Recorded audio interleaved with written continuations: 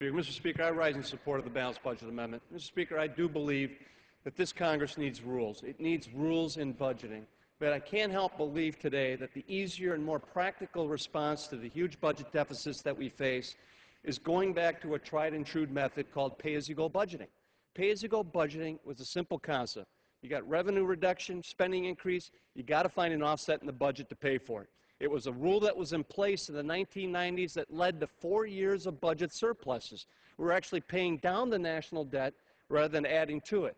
Unfortunately, when President Bush took office, along with the Republican majority in Congress, they supported 2 wars that went unpaid for. They had 2 tax cuts that went unpaid for, that primarily benefited the most wealthy in this country. And you may recall that the main justification for those tax cuts was their fear that we were going to pay down the national debt too fast. It was laughable then, as it was laughable today. And then they supported the largest increase in entitlement spending since Medicare was created in 1965 with a new prescription drug bill that was not paid for. And these are ongoing obligations right now, adding to the fiscal woes that we're trying to climb out of as a nation.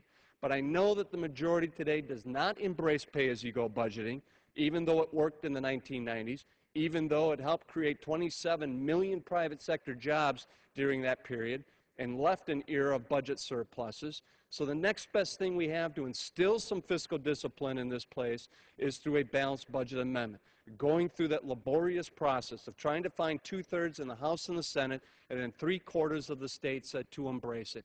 And if that's what it takes to get our fiscal house in order, to check against unbridled tax cuts that aren't paid for or new increase in spending that goes unpaid for, then it's a risk worth taking, because we are jeopardizing the future of our nation, our children's future, with these ongoing budget deficits, and steps need to be taken right now.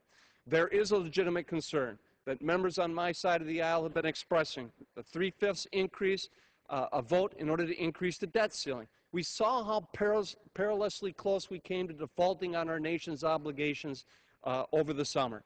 And I fear that through this amendment, that a minority in this body could literally hold the rest of our nation hostage or paralyze the functioning of our government or lead to the default of our obligation. I still think that's a legitimate concern that's not addressed through this amendment. In fact, it makes that probability more likely, and it's something that we're going to have to address as we move forward.